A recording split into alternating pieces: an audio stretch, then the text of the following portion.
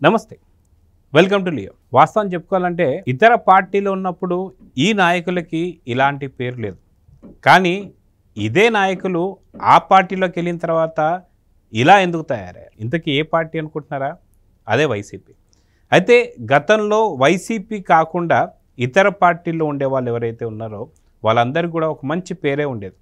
కానీ వాళ్ళందరూ కూడా వైసీపీలోకి వెళ్ళిన తర్వాత వాళ్ళ నోటిల నుంచి మొత్తం కూడా ఆనిముత్యాలని చెప్పు అనుకో, భూత పురాణాలకి మనకి వినిపిస్తున్నాయి. మొత్తానికి ఎవరా నాయకులు, ఎందుకు ఇంత మార్పు అనే దానిపై మనతో పాటు సీనియర్ జర్నలిస్ట్ కనకదుర్గ వడ్లమణి గారు ఉన్నారు. వారిని అడిగి తెలుసుకుందాం. మేడం నమస్తే. నమస్తే అండి. మనం చూసుకుంటే తెలుగుదేశం పార్టీ కావచ్చు, లేదా కాంగ్రెస్ పార్టీ కావచ్చు, గతంలో బీజేపీ కావచ్చు, మిగతా ఇతర ఏ పార్టీలైనా సరే కావచ్చు, ఆ పార్టీల్లో ఉన్నంత వరకు వాళ్ళకి చాలా మంచి పేరు ఉంటూ, కానీ వైసీపీలోకి జాయిన్ అయిన వెంటనే వాళ్ళ నోట్లోంచి బూతులు మనం వినడం చూస్తున్నాం. అది మనం చూసుకుంటే వల్లంనేని వంశీ కావచ్చు, కొడాలి నాని కావచ్చు, విడుదల రజనీ కావచ్చు, ఆర్కే రోజా కావచ్చు, పోసాని కృష్ణమురళి కావచ్చు, మిగతా బొత్స సత్యనారాయణ కావచ్చు, ఇలా చాలామంది ఉన్నారు. సో ఎందుకని అంటే జగన్ మాత్రమే నేర్పిస్తున్నాడా? వీళ్ళని ఎలా చూడాలంటారు? మీకు రామాయణంలో ఒక కథ ఉంది. ఏంటంటే సఖినేటిపల్లి అనే పేరు విన్నారా మీరు? రాముడు సఖినేటిపల్లికి వస్తాడు. వచ్చాక అది దాటుతారనమాట, వాళ్ళు గోదావరి దాటుతారు.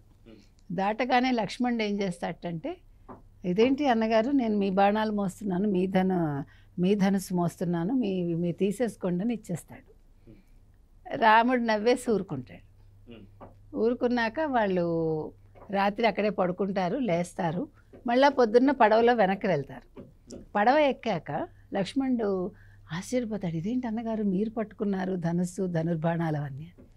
అప్పుడు రాముడు నవ్వి, అది నీ తప్పు కాదు, ఆ ప్రదేశ మహిమ అంటాడు.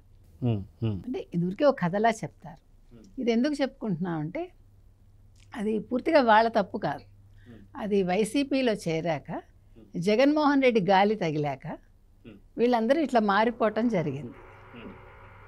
ఎందుకంటే గతంలో మీరు తీసుకుంటే, ఇప్పుడు వీళ్ళనే కాదు, సాధారణంగా మీరు ఏ నాయకులైనా చూడండి, ఏ పార్టీ అయినా చూడండి, ఒక కాంగ్రెస్ తీసుకోండి, మీరు అంతగా వెనకబడిన బీహార్ లాంటి చోట్ల లల్లు లాంటి వాళ్ళు కూడా సరదాగా మాట్లాడతారు. అంటే పన్ను ఉంటుంది అంతే తప్ప బూతులు ఎవడు మాట్లాడలే. ఈవెన్ కేసీఆర్ మాట్లాడినా కూడా ఆయన మాట్లాడతాడు, అగ్రెసివ్గా మాట్లాడతాడు, కొన్ని పదాలు వాడతాడు తప్ప ఆయన ఎక్కడ ఆడవాళ్ళని తిట్టిన దాఖలాలు లేవు మనకి. అంటే బీఆర్ఎస్ కానీ అంతకుముందు టీఆర్ఎస్ కానీ ఆయన కొంచెం వ్యక్తిగతంగా దూషణ చేస్తాడు, కానీ ఆయన అందులో కూడా ఆయన ఏమి మరీ అంటే వ్యక్తిగతంగా హర్ట్ చేయడు. అంటే మనం చెప్తున్నది ఏంటంటే, మీరు కాంగ్రెస్ తీసుకోండి, టీఆర్ఎస్ తీసుకోండి, బీఆర్ఎస్ తీసుకోండి, బీజేపీ అసలు చెప్పక్కర్లేదు, చాలా సంస్కారవంతంగా మాట్లాడతారు 99%. తర్వాత ఆపు వాళ్ళు కూడా మనకు తెలియదు అంత ఘోరంగా మాట్లాడడం. Lallu Prasad Yadav, even DMK, AIADMK, ఇప్పుడు విజయ్ పార్టీ, అంటే వాళ్ళు పరిధి దాటి ఎవరు మాట్లాడరు. అసలు తమిళ వాళ్ళు అయితే యూ కాంట్ బిలీవ్, వాళ్ళు మాట్లాడితే చాలా అందంగా ఉంటాయి కొన్నిసార్లు. అంటే కరుణానిధి గారు, ఎంజీఆర్ గారు, ఈవెన్ జయలలిత గారు. ఎందుకు చెప్తున్నామంటే వాళ్ళు మాట్లాడిన మాటల్లో వాళ్ళు తిట్టడం కూడా చాలా అందంగా తిడతారు. అంతేగాని ఈ రకంగా బూతులు మాట్లాడే సంస్కృతి అనేది మనం ఏ పార్టీలోనూ చూడలేదు. నెంబర్ 1. నెంబర్ 2, మీరు చెప్పినట్టుగా ఈ చెప్పిన పేర్లు, ఇది మన పోసాని కావచ్చు, వల్లభనేని వంశీ, కొడాలి నాని, తర్వాత బొత్స, ఇట్లా చెప్పుకుంటూ వెళ్తే ముద్రగడ పద్మనాభం, వీళ్ళందరూ గతంలో వేరే పార్టీల్లో ఉన్నారు. అక్కడ ఏ పార్టీలోనూ వాళ్ళు పరిధి దాటి మాట్లాడలేదు, చెడ్డగాను మాట్లాడలేదు. ప్రజారాజ్యం ఈవెన్ చిరంజీవి గారి పార్టీ, అందులో కూడా పోసాని పనిచేశాడు. అప్పుడు కూడా అతను ఎప్పుడు ఇలా మాట్లాడలే. అతను ఎట్లా మాట్లాడతాడంటే కొంచెం అగ్రెసివ్గా బూతులు మాట్లాడేది వ్యక్తిగతంగా మాట్లాడతాడు తప్ప ఆన్ స్టేజ్ ఎప్పుడు మాట్లాడింది మనం చూడలే కదా. ఆయన మ్యానరిజం ఉంటుంది, ఇట్లా అనుకుంటూ ఉంటాడు. ఆ మ్యానరిజం ఉంటుంది ఆయనకి. ఆ రాజా అనే పదం వాడతాడు ఆయన, ఐ లవ్ యూ రాజానో ఏదో something he will use that. అంతే తప్ప ఇట్లాగా మనం ఈ వీడియోల కోసమని మనకి ఇంకా గత్యంతరం లేక మనం పోసాని వీడియోస్ అన్నీ వినాల్సిన దౌర్భాగ్యం పట్టింది మనకి. వింటూ ఉంటే అసలు ఏంటి, ఏమైపోయింది, ఎందుకు ఇలా అయిపోయాడు, అసలు ఏం ఆవహించింది అనిపించింది మనకి. ఎందుకంటే మీరు అన్నారు, ఎందుకు ఇలా మారిపోయారు వీళ్ళందరూ. తెలుగుదేశం సంస్కృతి వేరు. తెలుగుదేశంలో ఎవరు ఇలాగా పరిధి దాటి మాట్లాడరు. గీత దాటితే చంద్రబాబు నాయుడు గారు అసలు ఊరుకోరు. ఫస్ట్ వెంటనే పంపించేస్తారు. అంటే ఇంకా రేపు ఏదో వస్తోంది అంటేనే ఇవాళ ఆయన సస్పెండ్ చేస్తారు. నెంబర్ 1. నెంబర్ 2, అసలు పోసాని మాటలు విన్నాక మనకి జీవితం మీద విరక్తి కూడా రావాలి. మీకు ఇంకో సంగతి తెలుసా? ఇవాళ సెల్లో పెట్టారు కదా, పోసాని నిన్నటి నుంచి ఎపిసోడ్ మొదలైన దగ్గర నుంచి పోలీసులు వెళ్ళి ఇప్పటి వరకు కూడా చాలా చిత్రంగా బిహేవ్ చేశాట. నన్ను వదిలేయండి అని బతిమాలుకున్నట్ట పోలీసుల్ని. నన్ను వదిలేయండి రాజా అంటూ అపరిచితుడిలా బిహేవ్ చేశాడని మనకి తెలిసింది. అంటే సంథింగ్ రాంగ్. దీనికి మూల కారణం డబ్బు డబ్బు డబ్బు అంతే. మీరు ఎన్నిసార్లు చెప్పినా అదే పదం. 40 కోట్లు టండి తీసుకున్నాడు పవన్ కళ్యాణ్ తిట్టడానికి, వాళ్ళ కుటుంబాన్ని తిట్టడానికి, చంద్రబాబు గారిని తిట్టడానికి, లోకేష్ని తిట్టడానికి 40 crores తీసుకుని మై హోమ్ భుజియాలో 2 ఫ్లాట్స్ కొన్నట్టు. నిన్న మనం చెప్పింది కరెక్టేగా. 22 కోట్లు ఎంతో విన్నాం మనం ఒక్కొక్క ఫ్లాట్. కొన్ని 30 కోట్లు కూడా ఉన్నాయేమో ఇంకా లగ్జూరియస్గా ఉంటాయి. సో అతని సొంత డబ్బు కూడా ఉంటుంది కదా. 22 కోట్లు 45 కోట్లు ఇస్తాడు. ఏముంది జగన్మోహన్ రెడ్డి, ఇంకో 5 కోట్లు ఇవ్వన్నా అంటే ఇవ్వడా? నువ్వు ఎంత తిడితే ఓకే, అంతే కదా. ఇదివరకు మనకి రాజుల కాలంలో లక్షలు ఇచ్చేవాళ్ళు, మీకు గుర్తుంటే. అంటే ఒక మంచి కవిత్వం చెప్తే, ఒక మంచి పద్యం చెప్తే, ఆసుగా కవిత్వం చెప్తే వాళ్ళు లక్షలు అంటే అక్షరానికి 1,00,000 ఇచ్చేవాళ్ళు. మనకు అది తెలుసు. ఇక్కడ మీరు బూతులు మాట్లాడితే మీకు ఇక్కడ కోట్లు కురిసాయి. అంటే ఆ తరానికి ఇప్పుడుండే జగన్మోహన్ రెడ్డి కాలానికి ఉండే తేడా ఇది. ఎంత అసహ్యం అండి. అంటే వీళ్ళు ఇంత దిగజారిపోయి, నీకు అవసరమా ఎవరు పోసాని అని అడుగుతున్నామా? నిన్న చెప్పుకున్నట్టుగా మనం, నువ్వు ఒక రైటర్వి, మంచి రైటర్వి, నువ్వు డైలాగ్ రైటర్వి, నీకంటూ ఒక గుర్తింపు ఉంది, సినిమాలు తీసావు, డైరెక్టర్ అయ్యావు, నిర్మాత అయ్యావు, నటించావు, నటుడిగా గుర్తింపు పొందావు, నీకంటూ ఒక మేనరిజం పెట్టుకున్నావు. ఇంకా ఏం కావాలి నీకు లైఫ్లో? ఇప్పుడు ఏమండి, డబ్బు మీరు ఇంటికి తీసుకెళ్తారండి అక్రమంగా. మీరు ఒక ఆఫీస్లో పనిచేస్తున్నారు, మీ మిస్సెస్ ఊరుకుంటుందా? సాధారణంగా ఊరుకోరు కదా. అందరు ఆడవాళ్ళు డబ్బుకి వ్యామోహంలో ఉండరు, గుర్తుపెట్టుకోండి. Very few people will be there. ఒక 20% ఉండొచ్చు. ఎక్కువ శాతం మంది మనకి ఎందుకండి అవినీతి సొమ్ము, ఎందుకండి మనకి పాపపు సొమ్ము, మన పిల్లలు బాగుండాలి, మన పిల్లలు పచ్చగా ఉండాలి, వద్దండి మీరు ఇలాంటి పనులు చేయకండి, ఇది వెనక్కి ఇచ్చేయండి అనేవాళ్ళే ఎక్కువ ఉంటారు. నాకు తెలిసి మా ఇంట్లో అయితే మా ఫ్యామిలీస్ అన్నీ కూడా కష్టార్జితాలే. ఇప్పుడు కావాలనుకుంటే కోట్లు సంపాదించుకోవచ్చు, it's not a big thing. కానీ ఆ కోట్లు ఏం చేసుకుంటాం అనేది నా ప్రశ్న. అది మీరు నవ్వచ్చు, నాకు తెలీదు. అక్రమంగా వచ్చిన సొమ్ము అరుగుతుందా? అనారోగ్యానికి గురి చేస్తుందిగా. మనం ఇవాళ ఆనందంగా ఉన్నామంటే మన కష్టార్జితం మనం తింటున్నాం కాబట్టి మనం ఇప్పుడు ఎవరికి అకౌంటబిలిటీ లేదు. మనకి మీ నిద్ర మీకు వస్తుంది, నా నిద్ర నాకు వస్తుంది, అవునా కాదా? మన అన్నం మనం తినగలుగుతున్నాం. ఇవాళ నేను తృప్తిగా నాకు కావాల్సింది నేను వండుకుని తినే స్టేజ్లో ఉన్నా అంటే నా ఆరోగ్యం బాగుంది. ఇంతకు మించి ఏం కావాలండి? నువ్వు తప్పు చేయటం ఎందుకు? ఆ తప్పును కప్పిపుచ్చుకోవటానికి నువ్వు నవంబర్లో ఏం మాట్లాడాడండి మీకు తెలుసు. ఏమన్నాడు? ఫస్ట్ ఒక యూట్యూబ్ ఛానల్కి ఇచ్చిన ఇంటర్వ్యూలో, నేను తప్పు మాట్లాడలేదు, ఏంటవుతుంది మాట్లాడితే, నన్ను అరెస్ట్ చేస్తారా, చేసుకోండి అన్నాడు. అని 3 రోజుల తర్వాత ఏమన్నాడు? ఒక ప్రెస్ మీట్ పెట్టి, నేను తప్పుగా మాట్లాడాను, నన్ను క్షమించండి, నన్ను అరెస్ట్ చేయకండి అన్నట్టు మాట్లాడాడు. అంటే జ్ఞానోదయం 3 రోజుల్లో అయిపోయింది నీకు. ఇక్కడ నిన్న మీరు వాళ్ళ మిస్సెస్ మాట్లాడిన మాటలు వింటే మీకు నిజంగా కోపం వస్తుంది. మా ఆయన ఎవరైనా తప్పు చేస్తేనే అట్లా మాట్లాడతాడు అంటే, తప్పు చేస్తే బూతులు మాట్లాడితే ఒక భార్యగా మీరు యాక్సెప్ట్ చేస్తారా? తర్వాత ఇంకో మాట కూడా మీకు గుర్తుందో లేదో నాకు తెలియదు. పోసాని కృష్ణమురళికి 2 కొడుకులు, ఇద్దరికి నాకు తెలిసి పెళ్ళిళ్ళు కాకపోతే గతంలో చంద్రబాబు నాయుడే మా పిల్లలకి పెళ్లి కాకుండా చేస్తున్నాడని కూడా ఆరోపణలు చేశాడు.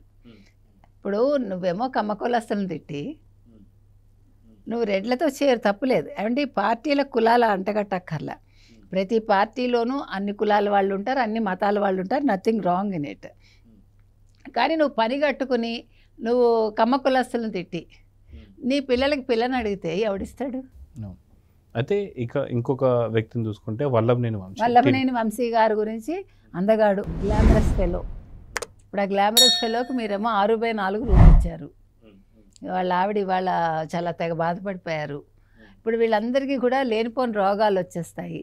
ఆయన 10 మందిలో తిరిగే మనిషి, మీరు అలా ఒంటరిగా పెట్టేస్తే ఆయనకి డిప్రెషన్ వస్తుంది, ఆయనకి ఫిట్స్ కూడా వస్తాయట అప్పుడప్పుడు. కాబట్టి ఇప్పుడు ఆయనతో పాటు అరెస్ట్ చేశారు కదా కొంతమందిని, వాళ్ళందరినీ కూడా పక్కపక్కనే సెల్స్లో పెట్టి ఆయన ఫ్రీగా తిరగనివ్వాలట. అంటే మనకు తెలియదు, అంటే జైల్లో పెడితే ఇన్ని కోరికలు కోరచ్చు అనేది ఇవాళ వైసీపీ వాళ్ళ ద్వారా మనకు తెలుస్తోంది. అంటే మేము తప్పు చేస్తాము కానీ మాకు ఒక ఇల్లులాగా మీరు మాకు ఒక జైలు ఏర్పాటు చేయండి, సకల సదుపాయాలు ఇవ్వండి, మా ఇంటి భోజనం మేము తెచ్చిస్తాము, మేము మాట్లాడుకుంటాము, మాకు ఆ అవకాశం ఇవ్వండి. ఆయన కూడా నలుగురితో మాట్లాడాలి, because he's a public figure. లేకపోతే ఇప్పుడు ఆయన గ్లామర్ అంతా తగ్గిపోతుంది. అప్పుడు జగన్మోహన్ రెడ్డి గుర్తించాడు, మళ్ళీ అదొకటి గుర్తుపెట్టుకోండి. ఇప్పుడు ఆయన గ్లామర్ తగ్గిపోతే వల్లభనేని వంశీకి వైసీపీలో చోటు ఉండదు, ఇది అందరూ గుర్తుపెట్టుకోవాలి. కాబట్టి పాపం వల్లభనేని వంశీ గారికి పోలీసులో మరి కోర్టు దయతలిచి ఒక పెద్ద రూమ్ ఇచ్చి సకల సదుపాయాలు ఇవ్వండి, ఆయన ఊపిరి పీల్చుకునేలాగా చెయ్యండి, ఆయన కొత్త రోగాలు రాకుండా చెయ్యండి అని వాళ్ళ భార్య తరఫున మనం విజ్ఞప్తి చేస్తున్నాం. ఇకపోతే మన ముద్రగడ పద్మనాభం గారు ఒక కాపు ఉద్యమ నేతగా పేరు తెచ్చుకుని ఒక గోదావరి జిల్లాల్లో ముఖ్యంగా కాపులకి ఆయన ఒక ఆదర్శ పురుషుడిగానే ఉన్నాడు చెప్పాలంటే. ముద్రగడ అంటే ఒక రెస్పెక్ట్ ఉండేది. అలాంటి మనిషి పవన్ కళ్యాణ్ పట్టించుకోలేదని అలిగి, యాక్చువల్గా పట్టించుకోకపోవటం ఏమీ లేదు అక్కడ, ఆయన ఆరోపణ చేసి అలిగి జగన్మోహన్ రెడ్డి దగ్గరికి వెళ్ళిపోయి చాలా నీచంగా మాట్లాడి లేఖలు విడుదల చేసి అసలు అంటే ఒక మెంటల్ బ్యాలెన్స్ తప్పింది ఆయనకి. వెళ్ళాక మెంటల్ బ్యాలెన్స్ తప్పి జగన్మోహన్ రెడ్డి కోసం కన్న కూతుర్ని కాదనుకుని అసలు నా కూతురే లేదని, అసలు అప్పుడు ఆ ఎపిసోడ్స్ అన్నీ మనకు బాగా గుర్తున్నాయి. ప్రైవేట్ ప్రాపర్టీ అని ఒక కూతుర్నని, పెళ్ళయ్యాక కూతురు ప్రైవేట్ ప్రాపర్టీ అని ఒక తండ్రి అన్నాడు అంటే, అంటే వైసీపీలోకి వెళ్ళాక వీళ్ళకి ఒక పిచ్చి పడుతుందా? జగన్మోహన్ రెడ్డి అనేవాడు అంటే వీళ్ళకి ఏం పెడతాడు? ఫుడ్ కూడా మనం ఇప్పుడు ఆలోచించాల్సి వస్తుంది. ఎందుకంటే నాకు ఇప్పుడు చాలా సందేహం వస్తుందండి. ఇప్పుడు కొంతమంది బాబాల దగ్గరికి వెళ్తే వాళ్ళు ఏదో తీర్థం ఇస్తారు అంటే, ఇది అందరు కాదు, దొంగ బాబాలు వీఆర్ టాకింగ్ అబౌట్. వాళ్ళు ఏదో ఇస్తారు, వీళ్ళకి మొత్తం వస్తుంది, వీళ్ళు అంటే ఇంకా ట్రాన్స్లో ఉంటారు అంటారు చూడండి, అట్లా వీళ్ళకి ఏదో ట్రాన్స్లో ఉన్నారు వీళ్ళందరూ. మీరు గమనిస్తే కనుక అయితే వీళ్ళందరూ ట్రాన్స్లోకి వెళ్ళిపోతున్నారు. ట్రాన్స్లోకి వెళ్తున్నారు అంటే జగన్మోహన్ రెడ్డి ఏం చేస్తున్నాడు వీళ్ళని అంటే, ఇప్పుడు మీరు గమనిస్తే కనుక అయితే మొత్తం ఒక అతనెవడు పొన్నవోలు, ఇవాళ విజయబాబు ఒక జర్నలిస్ట్, ఆయన ఒక కొమ్మినేని, ఒక ఈశ్వర్, అంటే వీళ్ళ పేర్లు ఎందుకు చెప్తున్నానంటే నేను అనేది అంటే వీళ్ళతో పాటు వాళ్ళు కూడా ఇంకా జగన్మోహన్ రెడ్డి అంటే ఇంకా మేము ఒళ్ళు మర్చిపోతాము, ఆయన కోసమే ఈ జీవితం, నా కంఠంలో చివరి మాట వచ్చే వరకు నేను జగన్మోహన్ రెడ్డితోటే ఉంటాను, జగన్మోహన్ రెడ్డినే పొగుడుతానని ఇవాళ విజయబాబు అని, ఆయన మాకు ఒక స్ఫూర్తి ప్రదాత, మా అందరికీ అంటే కార్యకర్తల వెనకాల నాయకుల వెనకాల ఉండి ఆయన నడిపిస్తాడని పొన్నవోలని, అంటే వీళ్ళు ఒక ట్రాన్స్లో ఉన్నారని నా ఉద్దేశం. So what he is doing, Jaganmohan Reddy ఏం తినిపిస్తున్నాడు, ఏం తాగిస్తున్నాడు, దీని మీద కూడా ఒక దృష్టికోణం పెట్టాలందరూ. ఎందుకంటే ఇది చిన్న విషయం కాదు. వీళ్ళందరూ ఇలా మారిపోతున్నారంటే డబ్బు ఒక ప్రధాన కారణం అయితే ఇది ఇంకొక కారణం. ఎందుకంటే ఇది చాలా ఆలోచించాల్సిన అంశం అండి, ఇది చిన్న విషయం కాదు. ఇవాళ మనం ఎవరిని చూసుకున్నా కూడా వాళ్ళందరూ కూడా వాళ్ళేంటో మర్చిపోయి, వాళ్ళ స్థాయి మర్చిపోయి, ముద్రగడ లాంటి వాళ్ళే ఇలా తయారయ్యి కులం కూడా మార్చుకుని నేను ముద్రగడ పద్మనాభ రెడ్డిని అని మార్చుకున్నాడు అంతే తప్ప, సరే జరిగిపోయింది, నేను ఇవాళ నుంచి నేను మళ్ళా నా కాపుల కోసమే నేను బతుకుతాను, నా కూతురు కోసం నేను వెళ్తాను, నా కూతురు నాకు ముఖ్యం, వైసీపీ పార్టీ నాకు అవసరం లేదు, జరిగిన దాని గురించి మీరు అందరూ కూడా మర్చిపోండి ఇవాళ నుంచి, మనం మళ్ళీ కలిసి పనిచేద్దామని ఉంటే ఒక పెద్ద మనిషి తరహాగా ఉండేది. కానీ ఈ రకంగా మారటం అనేది నాకు తెలిసి చరిత్రలో ఎవరు ఇలా కులం మార్చుకున్న వాళ్ళు ఎవరు లేరు. అసలు కులం మారదు కూడా, ఎందుకంటే దట్ ఈస్ అ జీన్, అది జీన్స్ నుంచి వస్తాయి కాబట్టి. సో దీని మీద దృష్టి పెట్టాలి. అదేవిధంగా కొడాలి నానిని పైకి తీసుకొచ్చింది ఎన్టీ రామారావు గారు. ఈ పిల్లాడేంటి చాలా పనికొచ్చేలా ఉన్నాడు, ఇతని వేషభాషలు మార్చండి అని ఎన్టీఆర్ గారే చెప్పారట. అంటే చాలా మామూలుగా ఉన్నాడు, అలా కాకుండా కొంచెం ఒక లుక్ తీసుకురండి ఇతనికంటే. అతని పూసలు అదే మెళ్ళో ఇవేసి తావళాలు లాంటివి, తర్వాత కొంచెం పెద్దరికంగా అతను తయారు చేసి అట్లా అంతా అతను తయారు చేశారట. అట్లాగా ఎన్టీఆర్ గారు మలిచిన ఒక కొడాలి నాని ఎందుకు ఇట్లా తయారయ్యాడు?